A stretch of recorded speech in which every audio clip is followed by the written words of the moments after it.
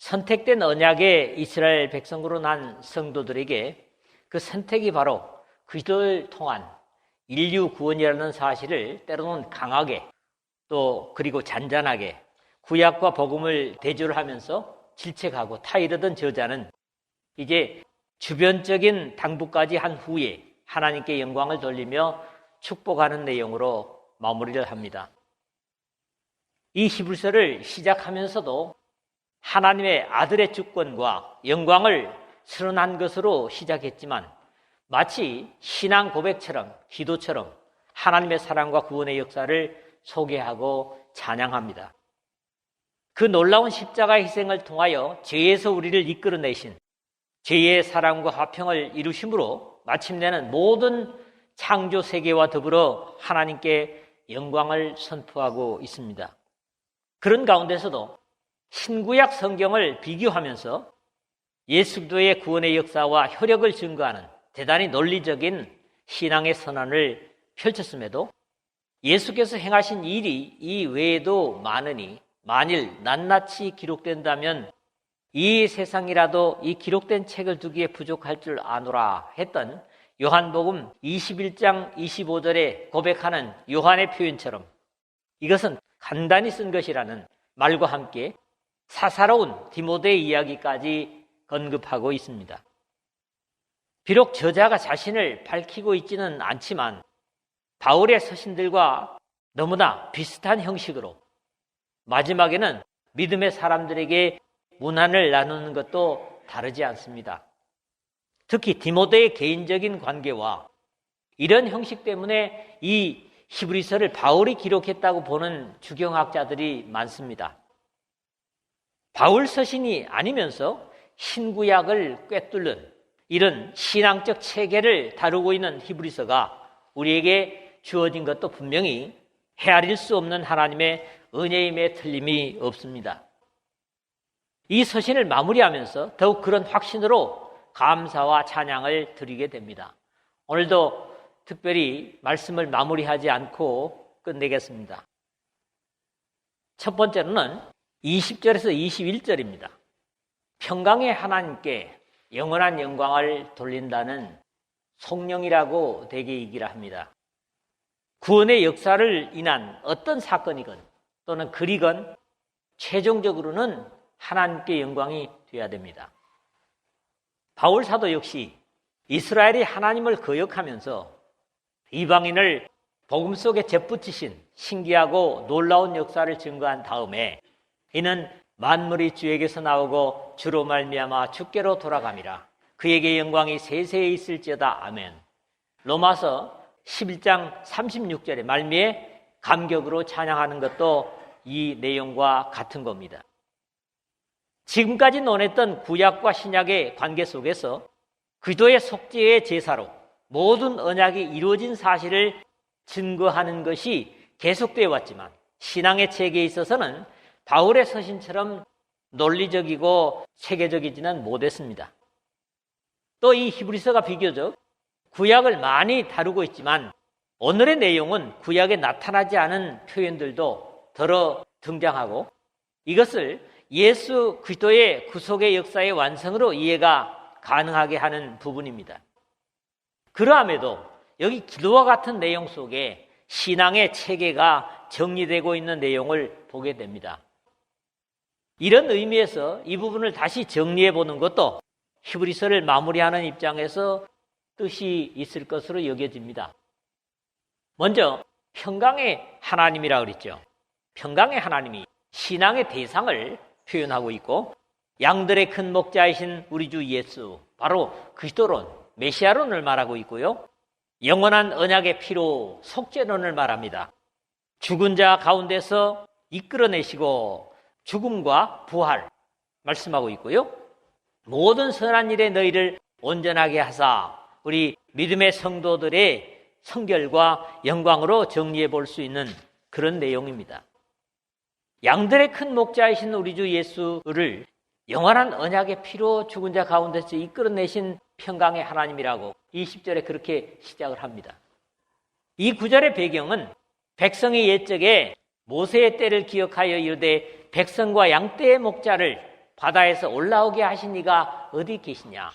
그들 가운데에 성령을 두신 이가 이제 어디 계시냐? 하는 이사야서 63장 11절이 이 말씀의 배경입니다.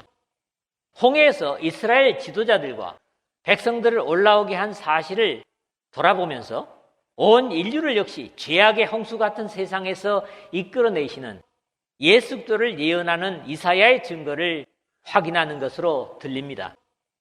양들의 큰 목자이신 우리 주 예수라 그랬습니다. 어쩌면 우리가 가장 가까운 감정을 가지게 하면서도 구약의 다른 대제사장들과 비교가 불가능한 그런 표현이겠습니다. 이미 4장 14절 상반절에서는 그러므로 우리에게 큰 대제사장이 계시니 이런 표현은 물론 10장 21절에서도 봤던 사실입니다. 사실 대제사장이라는 직분 자체가 큰 직책인데 여기에다가 큰이라는 형용사를 더함으로써 구약의 많은 대제사장들과 차별화를 선언하고 있습니다. 이런 표현은 예수 그리스도께서 이 지상에 육신으로 계실 때 나는 선한 목자라 선한 목자는 양들을 위하여 목숨을 버리거니와 라고 요한복음 10장 11절에 선언되고 신앙적 고백은 물론 베드로 사도의 글에도 나타나고 있습니다. 너희가 전에는 양과 같이 길을 잃었더니 이제는 너희 영혼의 목자와 감독 되신 이에게 돌아왔느니라. 베드로전서 2장 25절에 예수 그리스도는 자신이 친히 우리를 위하여 언약의 피를 흘리심으로 양들의 큰 목자 되심을 나타내고 있습니다. 특히 여기 영원한 언약의 피로 20절 중간에 그랬는데 우리가 사용하는 개역 개정 지금 쓰고 있는 성경에서 영원한 언약은 하나님께서 홍수로 악한 세상을 멸하신 후에 무지개가 구름 사이에 있으리니 내가 보고 나 하나님과 모든 육체를 가진 땅의 모든 생물 사이에 영원한 언약을 기억하리라 하는 창세기 9장 16절의 말씀에서 최초로 나타납니다. 이 영원한 언약이요. 그리고 구약 성경에 영원한 언약의 마지막은 내가 그들과 화평의 언약을 세워서 영원한 언약이 되게 하고 또 그들을 견고하고 번영하게 하며 내 성소를 그 가운데 세워서 영원히 일게 하리라 하는 에스겔 37장 26절 말씀하고 있는데 골짜기에 마른 뼈들의 생명을 주시고 둘이었던 이스라엘과 유다가 메시아 왕국으로 하나가 되리라는 예언과 함께 구약의 영원한 언약이 모두 16회 쓰여지고 있습니다. 그럼에도 영원한 언약의 피라는 것은 신구약 성경 가운데 오늘 읽은 본문 외에는 볼 수가 없습니다.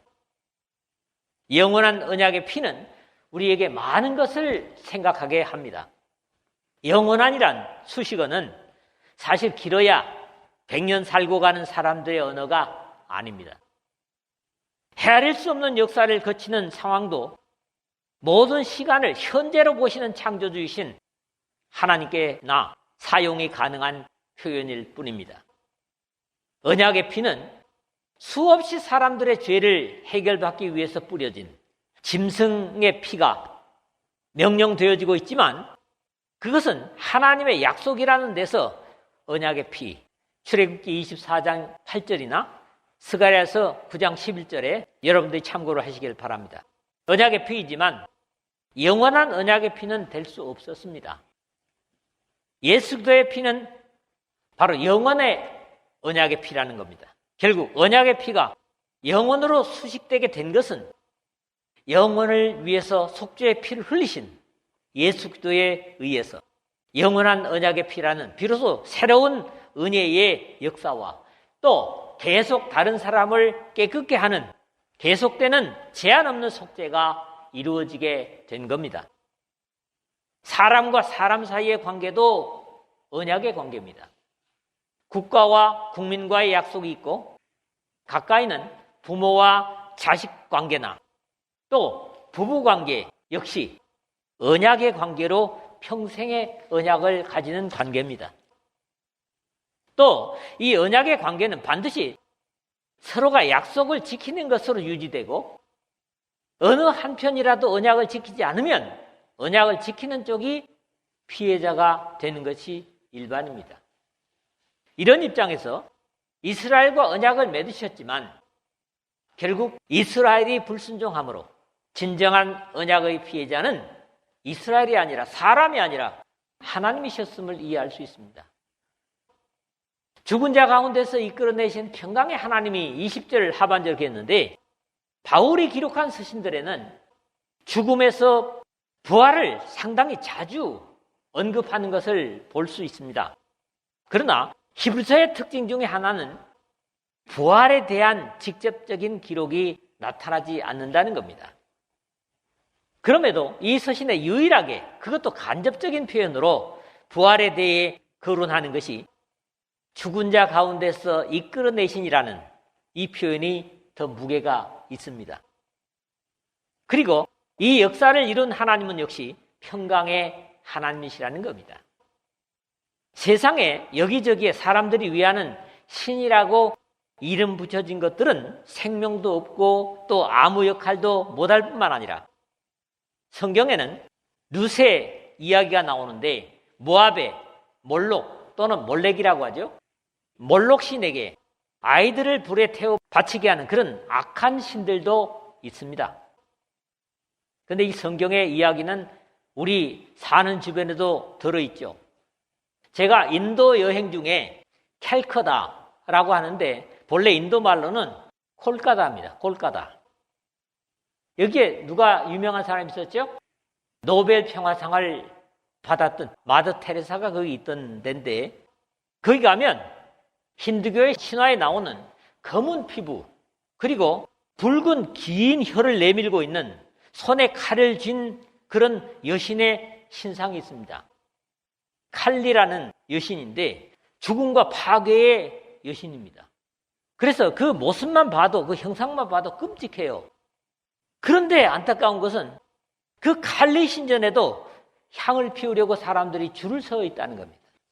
제가 직접 봤거든요.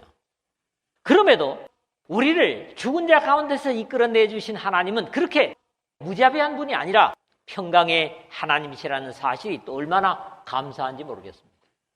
우리 하나님은 평강의 하나님입니다.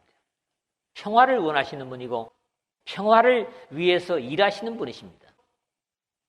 이러한 역사의 결과로 모든 선한 일에 너희를 온전하게 하사 자기 뜻을 행하게 하시고 21절 상반절에 그랬는데 어둠과 죄에 붙잡혀서 살던 우리들을 그 저주에서 이끌어내어 하나님의 형상을 회복하시고 온전하게 하시고 이제는 영원 속에서 사람 구원을 계획하신 자기의 뜻을 행하게 하셨다는 겁니다. 자기라는 건 뭡니까? 물론 하나님을 말씀하고 있는 거지요.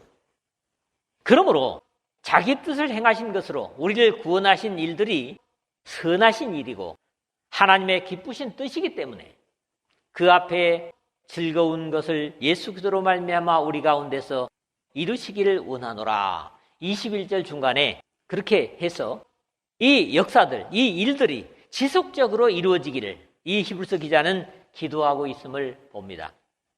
여기서 역시 하나님의 선하신 의지의 이루어짐도 예수 그리스도로 말미암아이고 그 뜻이 이루어짐의 장소요 대상은 우리 가운데 이루시기를 원하노라 한 것입니다. 이렇게 일반적으로 이해할 수 없는 신비하고 놀라우신 하나님의 역사를 보고 있기 때문에 하나님을 찬양할 수밖에 없는 것이 그 일에 참여하는 하늘의 백성들의 감격인 겁니다. 영광이 그에게 세세무궁토록 있을지어다. 아멘. 21절 하반절에 그랬죠. 인류의 어느 목자와도 비교될 수 없는 자신의 피를 지불하고 자신의 양들을 죄와 사망에서 부활하게 해서 평강의 하나님의 모든 선한 의지를 온전히 이루게 하셔서 우주의 기쁨과 평화를 완성하신 하나님 아버지께 예수 그리스도의 피의 혜택을 입은 자마다 예수 그리스도로 말미암아 그로 말미암아 또한 세세토록 영광을 돌려드리는 것이 너무나 당연한 겁니다.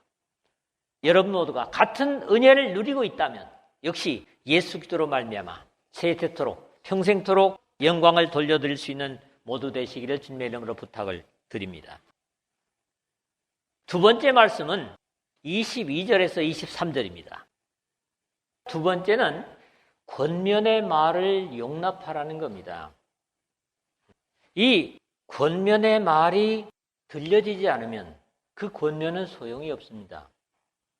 자, 안타깝게도 제가 권면하는 하나님의 권면이 여러분에게 들려지지 않는다면 그것은 들려지지 않는 사람에게도 손해고 제 자신에게도 손해입니다. 그런데 또 이런 말씀을 여기서 주시는 것을 우리가 헤아려야 하겠습니다. 자신의 가르침을 잘 받아들여서 하나님께서 창세 전부터 마련하시고 예수 그리스도께서 오셔서 이루신 이 엄청난 구원의 선포를 받아들이고 수용한다면 저들의 삶에 큰 신앙적 유익이 있을 것이기 때문에 용납할 것과 이 복음의 일꾼 중에서도 경건한 디모데의 역할도 알아줄 것을 당부하는 내용이 이 두 번째 말씀입니다. 형제들아, 내가 너희를 권하노니 권면의 말을 용납하라. 내가 간단히 너희에게 썼느니라. 22절에 그랬죠.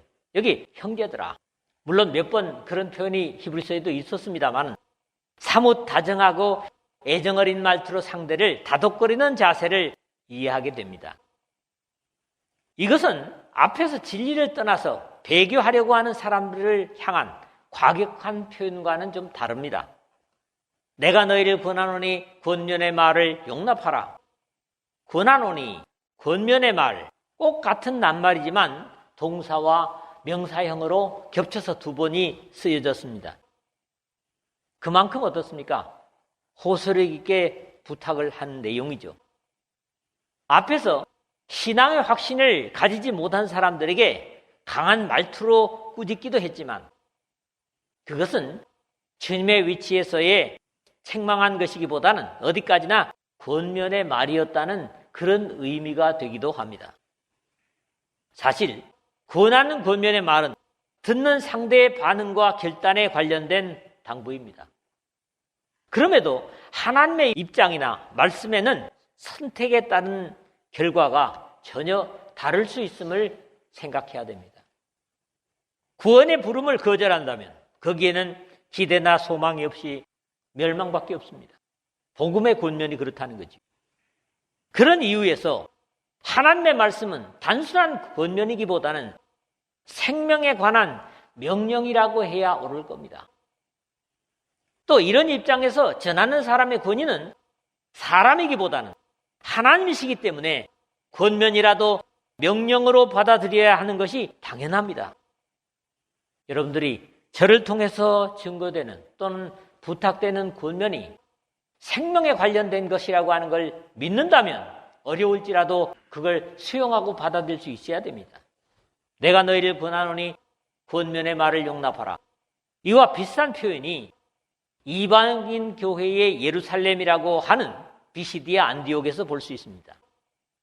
율법과 선자의 글을 읽은 후에 회당장들이 사람을 보내어 물어 이르되 형제들아, 만일 백성을 구원할 말이 있거든 말하라. 사도행전 13장 15절의 말씀입니다. 그럼에도 이 권면의 말이 내가 간단히 너희에게 썼느니라. 22절 마지막 부분에 그랬는데 실제적으로 이 히브리서는 그렇게 간단한 편지가 아님에도 불구하고 이런 표현을 쓰는 것이 좀 의아하기는 하지만 이 편지를 통해서 히브리 출신의 신앙인들에게 권고하고자 했던 말씀은 길거나 복잡하지 않다는 겁니다. 양이 많고 복잡한 구약의 율법이 아니라 모든 내용은 새 언약의 대제사장이요 제물이 되신 예수 그리스도께 집중되고 있기 때문입니다. 우리 형제 디모데가 놓인 것을 너희가 알라. 그가 속히 오면 내가 그와 함께 가서 너희를 보리라. 23절에 그랬습니다. 베드로에게는 마가가 믿음의 아들인 것처럼 베드로 전서 5장 13절 보니까 아들 마가라고 하는 표현 직접 하고 있죠. 바울의 신앙으로 낳은 아들인 디모데전서 1장 18절에도 역시 아들 디모데야 하죠. 이 상당히 경건한 청년으로 여러 교회의 문제를 위해 보냄을 받기도 한 것으로 이미 당시의 교회들에게 익숙한 이름이었던 것 같습니다. 디모데가. 우리 형제 디모데가 놓인 것을 너희가 알라. 수신자들과 함께 우리 형제라는 표현으로 볼 때 분명히 익숙한 지체요 일꾼이었던 것으로 이해가 됩니다. 다만 노인 것을 너희가 알라 했는데 노인이라는 말이 석방하다, 풀어놓다 그런 표현을 볼 때 감옥이나 자유롭지 못한 상태에 있다가 석방된 것이라고 하는 그런 이해가 가능합니다. 앞에서 10장 34절 상반절에 너희가 갇힌 자를 동정하고라는 말이 있죠. 13장 3절 상반절에 너희도 함께 갇힌 것 같이 갇힌 자를 생각하고 라는 표현들과 같은 실제적인 인물이었음도 생각해 볼 수 있겠습니다. 복음을 위해서 갇히기까지 하는 1세기 신앙인들을 보는 오늘 우리에게도 도전을 주는 내용입니다. 믿는 것 때문에 갇히기까지 했다면 우리는 신앙을 얼마나 더 열심히 열정적으로 해야 되겠는가 하는 깨달음을 갖게 합니다. 여러분들이 이 디모데와 같이 교회들에 알려지고 또 복음의 헌신자가 되어서 하나님께 영광이 돌려지기를 주님의 이름으로 부탁을 드립니다. 세 번째 마지막으로는 24절, 25절입니다. 여기서는 마지막으로 축복을 하죠. 은혜가 모든 사람에게 넘치게 해달라고. 마지막 부분은 앞에 7절과 17절에 거론한 바 있는 신앙의 인도자들과 그 지도를 받는 성도들에게 뿐만 아니라 당시의 믿음 때문에 로마에서 쫓겨났을 수도 있는 사람들과도 인사를 나누고 하나님의 은혜를 축복하는 편지의 일반적인 마무리 형식입니다. 너희를 인도하는 자들과 및 모든 성도에게 문안하라. 24절 그랬는데 신앙을 지도하는 사람들에게 불순종하지 말고 좋은 관계를 만들어 그들에게 순종할 것을 당부한 바 있고 그것이 불가능하다면 순종이 불가능하다면 복종이라도 해야 한다고 권면한 내용을 오늘 17절에서 봤습니다. 이제는 그들에게 문안을 당부하고 함께 같은 믿음으로 고군분투하는 세상과 구별된 하나님의 백성들에게도 격려의 안부를 당부하고 있습니다. 핍박 속에 하나님의 사람들은 세상으로부터 어떤 위로나 격려도 들을 수 없었지만 같은 신앙의 사람들의 격려는 큰 힘이 됐을 겁니다. 어려운 가운데서도 나와 같이 하나님을 받들어 섬기는 사람들이 있다는 것만으로 큰 위로가 될 수 있기 때문에 1세기에 이런 문안을 당부하는 것은 단순한 인사가 아니었을 것이다. 그렇게 이해를 합니다. 진리가 외면당하는 척박한 죄악의 세상에서 함께 같은 진리를 받들어 섬기고 있노라는 말만으로도 충분히 격려가 될 수 있을 것이기 때문입니다. 그래, 이 진리를 위해 투쟁하는 사람이 나 혼자뿐만이 아니구나 하는 위로와 힘이 될 수 있다는 거죠. 이달리아에서 온 자들도 너에게 문안하느니라 24절 하반절을 했는데 사도행전 18장 2절에 아굴라라 하는 본도에서 난 유대인 한 사람을 만나니 글라우디오가 모든 유대인을 명하여 로마에서 떠나라 한 고로 그가 아내 브리스길라와 함께 이달리아로부터 새로 온지라 바울이 그들에게 가매라는 기록을 보게 되는데요. 당시 세상의 중심이었던 로마의 수도로부터 온 자들이란 여러 가지 해석이 가능하지만 아무래도 신앙 때문에 이렇게 로마로부터 떠나왔을 것이라는 이해를 할 수 있을 것 같습니다. 그렇지 않으면 세상의 많은 곳으로부터 온 사람들을 다 제외하고 이달리아에서 온 사람들만을 특별히 거론한 이유가 없다는 데서 그렇게 이해를 해볼 수 있다는 겁니다. 은혜가 너희 모든 사람에게 있을지어다 25절에 마지막 그랬는데 이것은 당시에 일반적인 편지 형식의 마무리였던 것으로 이해할 수 있습니다. 예수 그리스도를 믿는 기도인이 아닐지라도 당시에는 서신의 말미에는 반드시 자신들이 믿는 신의 이름으로 축복하고 끝내는 것이 자연스러운 형태였던 것으로 전해집니다. 그러나 복은 믿고 순종한 하나님의 백성들에게 있어서는 축복은 일반적이지 않습니다. 먼저 하나님의 복의 사람 아브라함에게 너를 축복하는 자에게는 내가 복을 내리고 너를 저주하는 자에게는 내가 저주하리니 땅의 모든 족속이 너로 말미암아 복을 얻을 것이라.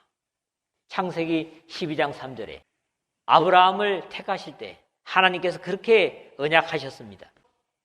예수 그리스도의 희생으로 죄의 저주를 물리치신 하나님의 새 언약 속에서는 이제 특별한 사람만이 축복권을 가질 수 있는 것이 아닙니다.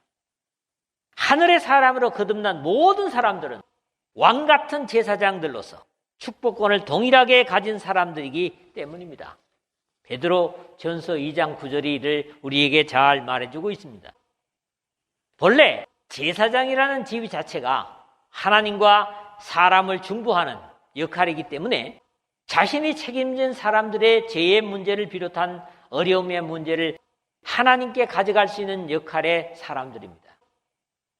그러므로 우리의 대제사장 되신 예수 그리스도와 함께 우리 모든 그리스도께 붙은 사람들은 아브라함보다도 더 확실한 축복의 사람들입니다.